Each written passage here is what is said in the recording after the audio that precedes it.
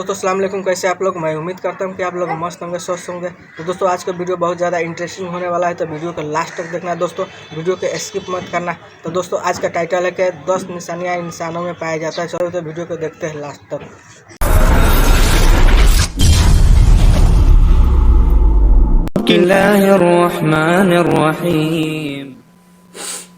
अस्सलामु अलैकुम दोस्तों, मेरा नाम आसिफ खान और आप देख रहे हैं इंडियन मुस्लिम। अनकरीब ही हम उनको जमीनों और आसमानों में और उनके जिस्मों में ऐसी ऐसी निशानियां दिखाएंगे कि हक जाहिर हो जाएगा। दोस्तों इस दुनिया में और दुनिया के बाहर अंतरिक्ष में, यहाँ तक कि हमारे शरीर में जो कुछ हो रहा है, हर एक चीज अल्लाह का इतना बड़ा मौजज़ा है कि इंसानी अक्ल उसका तसव्वुर भी नहीं कर सकती। आज मैं आपको ऐसे साइंटिफिक फैक्ट्स बताने वाला हूँ जिन्हें सुनकर वो लोग जो खुदा को नहीं मानते उनको भी एक अल्लाह में यकीन हो जाएगा। बस ध्यान रहे, वीडियो शेयर किए बिना नहीं जाना है। वायरस और बैक्टीरिया का नाम सुनते ही हम घबरा जाते हैं कि कहीं ये हमारे शरीर में आ गए तो हम बीमार पड़ जाएंगे।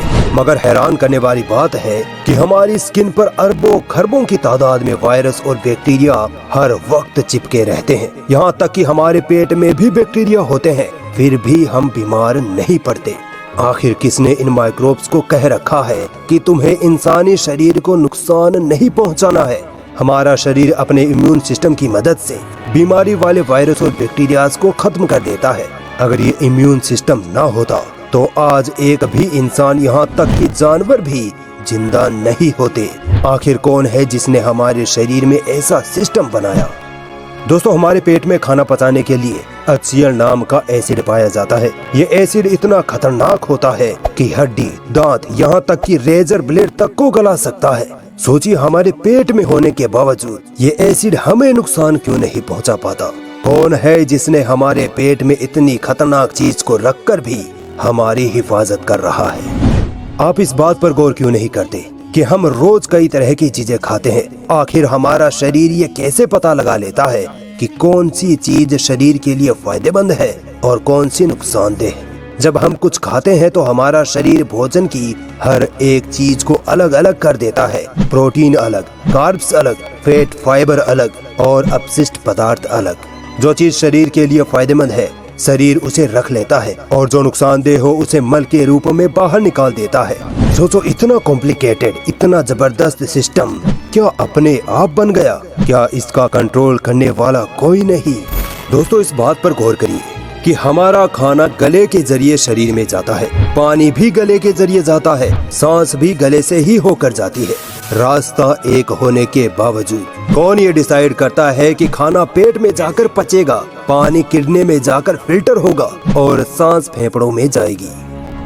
सोचिए अगर हमारे शरीर में हड्डियां ही ना होती तो हमारा शरीर जेली की तरह जमीन पर बिखरा पड़ा होता। अल्लाह ने हमारे शरीर में हड्डियों को इस तरह फिट कर रखा है कि जिसकी वजह से हम खड़े हो सकते हैं, बैठ सकते हैं, दौड़ सकते हैं। आपको पता है हमारा दिल 1 मिनट में 72 बार और एक दिन में 1 लाख बार धड़कता है, बिना रुके, बिना थके। एक एवरेज इंसानी शरीर में 5 से 7 लीटर खून होता है। हमारा दिल सिर्फ 1 मिनट में पूरे शरीर का खून फिल्टर कर देता है। जबकि चौंका देने वाली बात तो ये है कि हमारा दिल एक दिन में 7000 लीटर खून फिल्टर करता है। आखिर कौन मैनेज कर रहा है इस सिस्टम को? दोस्तों कोशिका का नाम तो आपने जरूर सुना होगा। हमारे शरीर में तकरीबन 37 ट्रिलियन कोशिकाएं होती हैं। सिर्फ 1 स्क्वायर इंच में ही 2 करोड़ से ज्यादा कोशिकाएं होती हैं। अंदाजा लगा लीजिए कि एक कोशिका कितनी छोटी होगी। हर कोशिका अलग अलग काम करती है, यहाँ तक कि हर एक कोशिका में माइटोकॉन्ड्रिया, न्यूक्लियस, राइबोसोम वगैरह कई और चीजें भी होती हैं जो भी अलग अलग काम कर रही होती हैं। एक दिन में 5 करोड़ कोशिकाएं मर जाती हैं और उतनी ही उसी वक्त दोबारा बन जाती हैं। अगर एक भी कोशिका बिगड़ जाए तो हमें कैंसर हो जाता है। आखिर कौन ये तय कर रहा है कि कौन कौन सी कोशिकाएं मिलकर दिल बनाएंगी, कौन सी कोशिकाएं फेफड़ा बनाएंगी, कौन सी गुर्दा, हाथ, पैर, आंखें बनाएंगी और फिर हर एक चीज अपना अलग अलग काम भी बिना कहे करने लग जाएगी। हमारी हर एक कोशिका को जिंदा रहने के लिए ऑक्सीजन और न्यूट्रिशन की जरूरत होती है। हम जब सांस लेते हैं तब ऑक्सीजन हमारे खून में मिक्स हो जाती है। खून में पाई जाने वाली 30 ट्रिलियन आरबीसी कोशिकाएं ऑक्सीजन को खून से अलग करती है और फिर शरीर की हर एक कोशिका तक पहुंचाने का काम करती है। आरबीसी के अलावा हमारे खून में डब्ल्यूबीसी भी पाई जाती है। जब कोई रोगाणु हमारे शरीर में घुस जाता है तो ये डब्ल्यूबीसी उसको खत्म कर देती है। यही आरबीसी हमें चोट लगने पर घाव भरने में भी मदद करती है। खून में प्लेटलेट्स भी पाई जाती हैं। अगर अल्लाह ने प्लेटलेट्स ना बनाई होती तो चोट लगने पर हमारा खून कभी बहना बंद नहीं होता। बताओ कौन है जिसने आरबीसी, डब्ल्यूबीसी और प्लेटलेट्स को ये काम सौंप रखा है? अगर अब भी दिमाग नहीं खुला तो और सुनते जाइए। दोस्तों, क्या आपको पता है हमारे शरीर पर सबसे पतली स्किन हमारी आंखों की पलकों पर होती है। हम एक दिन में 28,000 बार पलकें झपकाते हैं। अगर इतनी बार किसी दूसरी जगह की स्किन को घिस दिया जाए तो वो स्किन फट जाएगी, मगर अल्लाह की कुदरत देखिए, हमारी पलकों को कोई नुकसान नहीं होता। हमारे मुंह में लार बनती है। अगर ये लार जरूरत से ज्यादा बन जाए तो हमारी जुबान फिसलने लगेगी और हम ढंग से बोल भी नहीं पाएंगे। और अगर यही लार जरूरत से कम बनने लगे तो हमारा मुंह अंदर से सूखकर फट जाएगा। अब बताओ कौन है जो हमारी लार की मात्रा को भी कंट्रोल किए हुए है? हमारे पूरे शरीर में इतनी सारी नसें पाई जाती हैं कि अगर सारी नसों को जोड़कर लंबा कर दिया जाए तो ये हमारी पृथ्वी के 4 चक्कर लगा सकती हैं। अल्लाह ने हमारी नसों का ऐसा जाल बनाया है कि ये ना तो एक दूसरे में उलझती हैं और ना इनमें से खून रिश्ता है। पूरी दुनिया के साइंटिस्ट मिलकर ऐसा सिस्टम नहीं बना सकते। अल्लाह की कुदरत देखिए, एक बीज जिसे जब जमीन में बोया जाता है तो उससे अरबों गुना बड़ा दरख्त निकल आता है। आखिर कौन ये तय करता है कि उस दरख्त के तने की लंबाई कितनी होगी, पत्तों का रंग कौन सा होगा, कौन से फल उस दरख्त पर लगेंगे, फूलों का रंग और डिजाइन कैसा होगा? कौन है जो अरबों खरबों फलों में तरतीब से बीजों को सेट कर देता है? यकीनन अल्लाह के अलावा और कोई नहीं।